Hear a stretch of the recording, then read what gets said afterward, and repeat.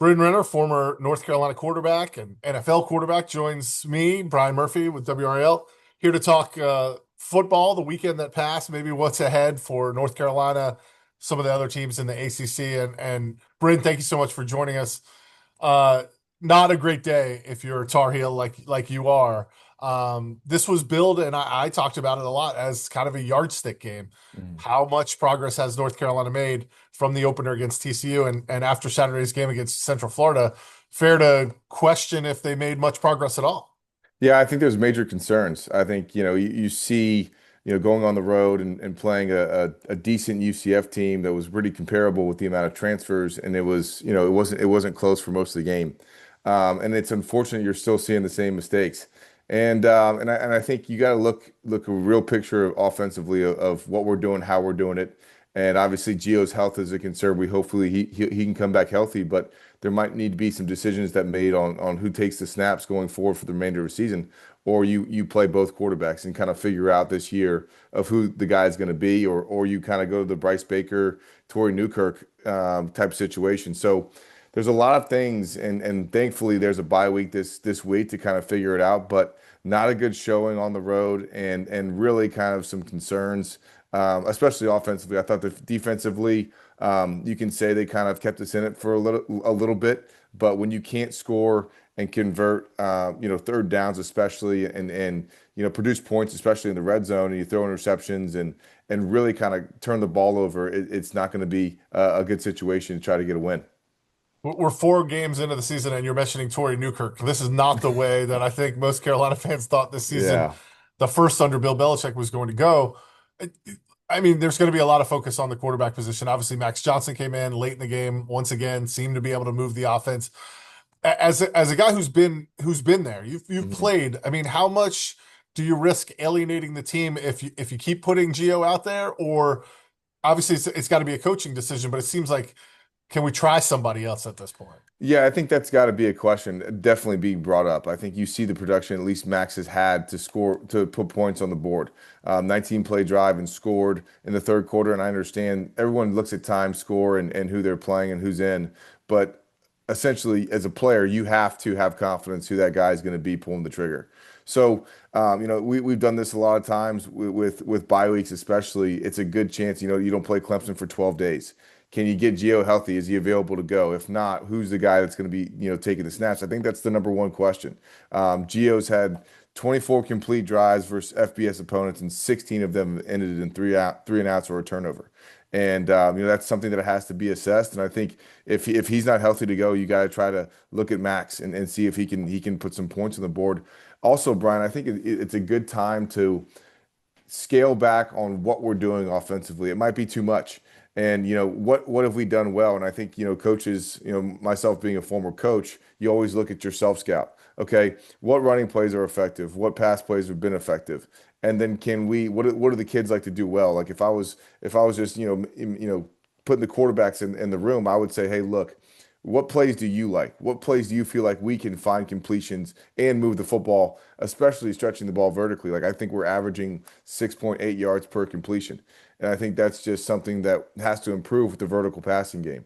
And even the running game. I think, you can't rely on a freshman just to carry the entire load. I think you got to find other guys that can run the ball and be effective. And I think offensively, you just got to take a step back and say, okay, what do we have to get creative? What can we do to move the football and take in the next 12 days when we go play Clemson? And that might be having to shuffle the quarterback room up as well. So there's just things that we're consistently doing not to put points on the board. I'm not saying it's all the offense's fault, but I think you look at the big picture when you can't score in other teams, like you look at the Duke State game that you were at this weekend, it was 45-20. You got to be able to put up points, essentially to win games. Yeah, plenty of points to be found in that game. Gio's gotten a lot of criticism. Freddie Kitchens, the offense coordinator, is starting to get some criticism. And then I think, eventually some of the criticism is going to fall on Mike Lombardi, the general manager, who put this collection together, was brought in for this specific reason to build a team.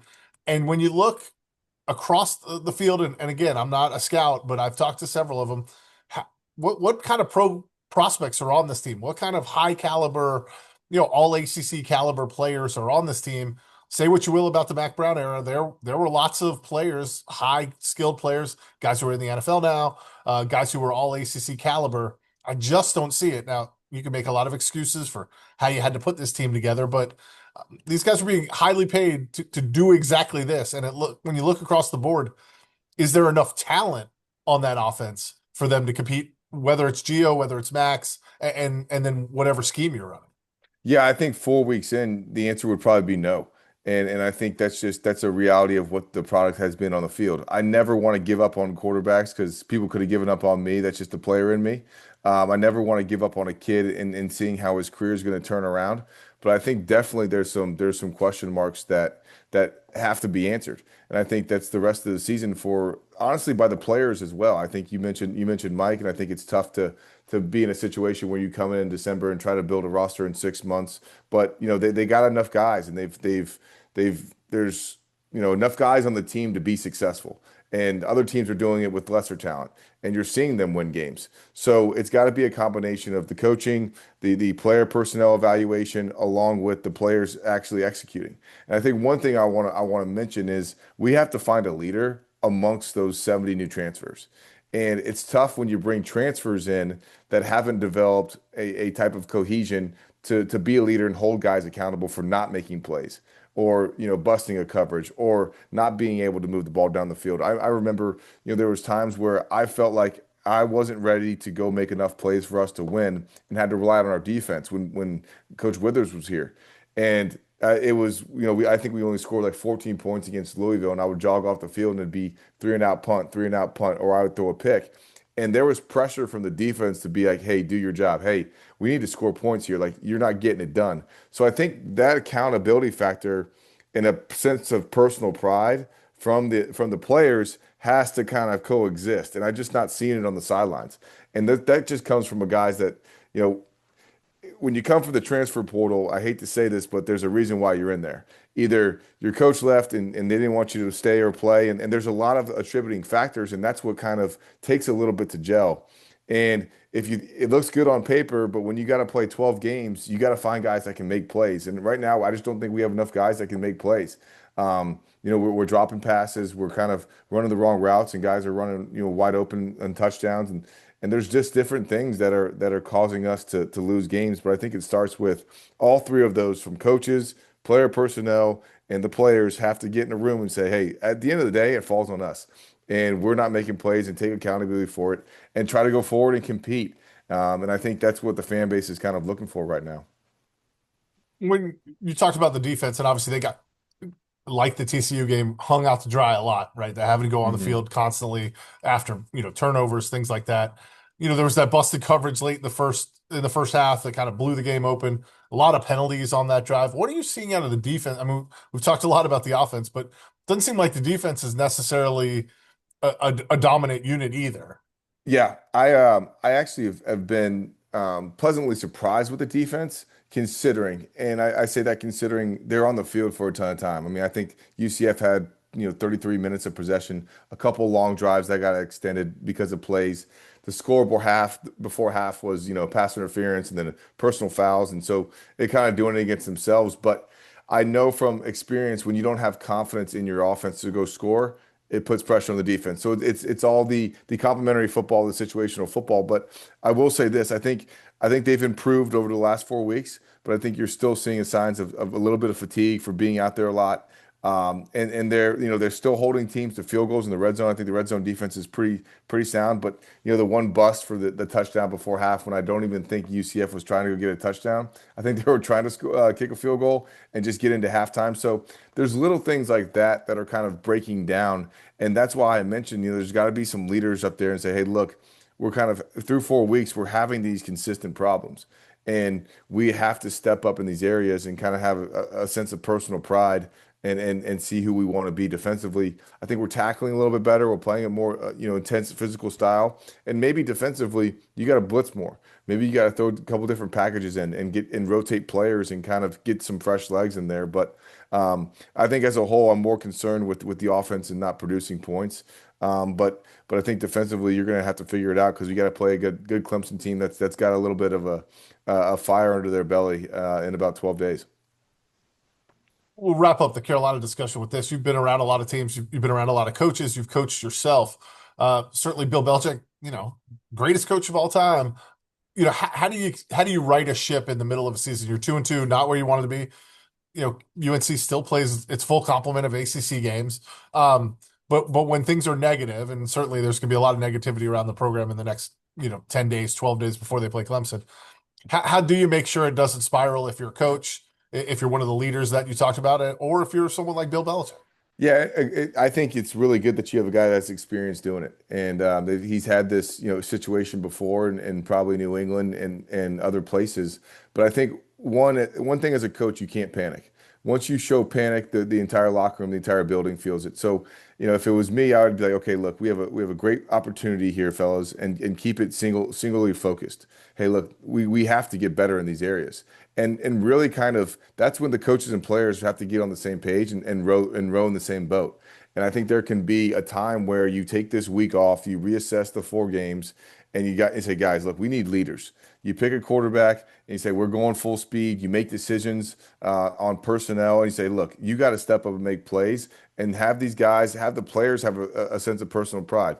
He can't go out and make plays. And that's what the frustrating thing is. I hate it as a coach going from a player to coach. It's like, I can't go throw the seam ball versus cover 3. I did it. I enjoyed it. But, you got to put the emphasis on it. We need you to do your job. We need to count on you to go perform every single Saturday. And then that's when the players start holding the other players accountable. Right now, I think it's got to be a players only closed door meeting on who we want to be. The coaches can give you all the answers, but as a player, you have to go make plays essentially. So the coaches can do that. What their responsibility is to try to give you the best game plan and scale back the offense, scale back the defense, or make changes and adjustments. But ultimately, when you get that playbook and they say, hey, look, you need to go out and make plays, you got to win your one-on-one matchups at the end of the day. And that's where it comes back to the talent point that you made. Maybe they're not talented enough just looking at the entire roster, but that aside, you have to say, look, we get to go prepare in 11 days to go play Clemson. Play Clemson. Let's see where we are. Let's try to go upset them. And then you have another bye week, and then we go on our ACC run. So you got really basically a 25 to 26-day window where you only play once. So this is a critical time to kind of develop who you want to be. Let's broaden it out a little bit. The two big losses I thought in the ACC this week. Certainly, Florida State rolled on. Miami looked really good against Florida, and Georgia Tech, which kind of emerged as that number 3 team, took care of business against Temple. But NC State was undefeated going into a game against Duke, and Cal on the other side of the country was undefeated going to a road game at San Diego State. They got blown out 34 Hmm. nothing. NC State had chances. They were up 20-7 in that game. 4 turnovers, a bunch of special teams mistakes. It's just hard. Let me preface it. It's hard as a college team to win every week. Like Hmm. even teams maybe you're better than, even games you're winning. Can you talk a little bit about just how difficult it is to like do it week in and week out when you're talking 18 to 22 year olds? Yeah, it's incredible to keep the intensity up for a 12-week season. And it's every week's a new week. You looked at, yesterday, and I know this is on a grander scheme, but the Browns beat the Packers. I mean, that's just why you play sports. It's the unpredictability of who's going to show up. Like the Bears beat the Cowboys. And then you look at like, the NC State game, you would think, if Duke loses to Tulane, they would be defeated, but you come back more motivated and you beat NC State. So it's this jostling factor of can you keep kids focused when they do play well? I always said this is when I played well, I had more confidence. When I played worse, I had less confidence and I wanted to play better. So sometimes these teams coming off a loss, they had the 6-day window to like get killed by their coach. They got personal pride. Their parents are mad at them. There's different attributing factors. They're embarrassed by how they played, so they're going to come back and play stronger. So you kind of almost give the edge to the team that lost.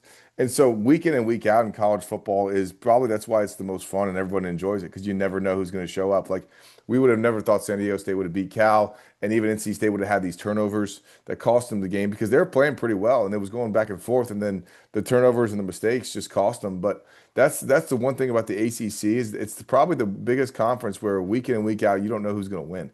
And that's where it's critical that you keep these guys focused on, okay, one thing at a time, because everybody in their minds can get distracted from a lot of different things. But that's the beautiful thing about college football. You just never know. You're a quarterback, obviously, a former quarterback. You've coached quarterbacks. CJ Bailey has been playing so well for NC Hmm. State and actually had a great game. I mean, threw for over 300 yards, made a ton of plays, but he had, four turnovers, three Hmm. interceptions, a fumble. When you have a game like that, you put up a bunch of points, you put up a bunch of yards, but you also have critical mistakes that end up leading to your team losing. How do you balance that between, hey, these are the things I did right, but these are the things I did wrong? I think that's the biggest thing about playing the position is you kept the team in the game until it was a critical moment in third and fourth quarter where you needed plays. So that risk reward factor. I think that's what's great about the position is you get the chance to go watch the film. And you do make mistakes. And that's the hardest thing and what makes quarterbacks great is how can you respond? I think CJ's playing a really, really good football right now. Even the stats would show you, but the mistakes that he's made is coming from a point of okay, he's definitely fearless. I would say that he plays like that, and the team needs him to play like that. I think it's almost controlling that. Okay, time, score, and situation. I learned this a long time ago. Do I need to fit that ball into cover two right now, or can I check it down and come back to it? But I think it's the necessary evil of like a good 3-point shooter. You don't want him to lose that oh I'm going to catch and shoot. You don't want him to pass a couple times because I'm tentative. But if you look at the good quarterback play and CJ's having a really good year, I would coach him to be like, okay, can do you need to make that throw? Is that the best option, or can you check it down and live to fight another day? Because sometimes when you throw that pick in a critical situation, you just gave up 7 points and or field position for the defense. So giving your giving your defense and giving your team the best chance to win might not be making those unnecessary throws. And early in my career, I had to do that. I went 23 to 24 against JMU, then turned around the next week, Brian, and threw 4 picks. And everyone thought I sucked. And there was this jostling. Okay, well, you're playing JMU, you're playing Rutgers, and then I went on to kind of, narrow my focus on I don't have to fit every single ball in. The play might be, okay, check it down, let's go get a field goal. Points in kicking the football, either whether it's a punt, a field goal, or an extra point. My coach told me a long time ago, reserve the right to kick. Because sometimes you turn the ball over, you just gave us a chance to kick and field position and things like that. So once you grow and mature as a young quarterback, I mean, he's only going to get better. And I think that's the biggest thing you learn as a quarterback is to make the right decision instead of maybe the decision that would get, either a pick or put your team in a situation where you lose the game. That's Bryn Renner. He's joining us every week here at WRAL. Appreciate the time and enjoy the bye week for Carolina. Hopefully, Yeah. if you're a Tar Heels fan, they've made some improvements over this bye week because Clemson, coming in at 1-3, this was a game we thought maybe would be on College Game Day. Hmm. Who knows where it's going to be? We'll find out later where it's going to be, but certainly not going to be a College Game Day type atmosphere here in Chapel Hill. Yep. Thanks, Brian. I appreciate it. All right, we'll see you soon. Thanks, Bryn. Yes, sir.